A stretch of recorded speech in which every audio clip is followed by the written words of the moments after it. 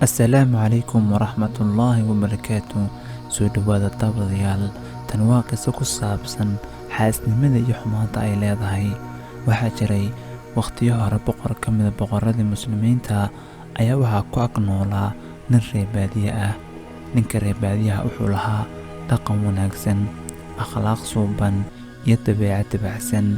Boqorkii ayaa aad ula dhacay dhaqankiisa iyo wanaagga ka muuqda. Wasiirkii boqorka ayaa wuxuu arkay xiriirka ka dhexeeya boqorka iyo ninka reer baadiyaha ah. Kadibna wuxuu ku fikiray in maalin maalmaha ka mid ah kursigiisa uu waayi doono, kadibna lagu fadhiisiin doono ninka reer baadiyaha ah.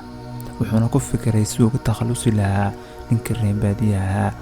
Maalin maalmaha ka mid ah ayaa wuxuu ku casuumay gurigiisa, kadibna wuxuu u sameeyey cunto iyo macsuumaad. Ninkii reer baadiyaha ahaa ayaabuu u yeedhay, isna waa soo ajiibay oo gurigiisa ayaa u yimid.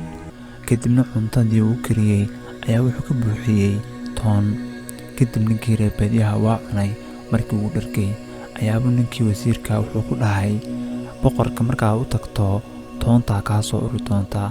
Toontana aad ayuu u necbiyey boqorku, markaa u tagto boqorka afkaaga mara ku xidh. Ninkii reer baadiyahana taladii waa ka aqbalay oo waa qaatay. Miskiinkani waxba war uma hayo. Horaa loo yidhi allow ninkaan wax ogeyn ha cadaabin. Ninkii wasiirka ahaa ayaa waxa u sii hormaray ninkii boqorkaa buu u sii tegey. Kadibna wuxuu ku dhahay, boqorow, ninka reer baadiyaha ee ku ag jooga ku yimaadaa wuxuu igu dhahay boqorka afkiisa u soo uraa, sidaa awgeed afkiisa mara ayuu ku soo xidhayaa.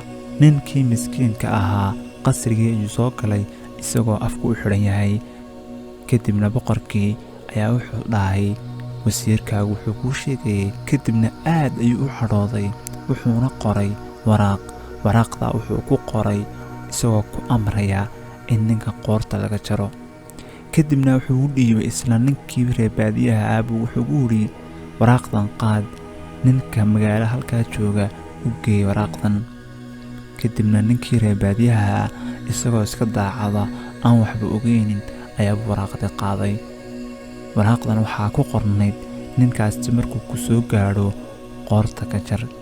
Ninkii wasiirka ahaa oo markaa agtooda fadhiyay oo isku maqlaya hadal iyo sheekada dhinaca ku hayay ayaa wuxuu is dhahay, ninkan reer baadiyaha maxay tahay waraaqda loo dhiibay. Kadibna wuu daba cararay, wuxuuna dhahay, maxay tahay waraaqda lagu dhiibay, xaggana lagu diray.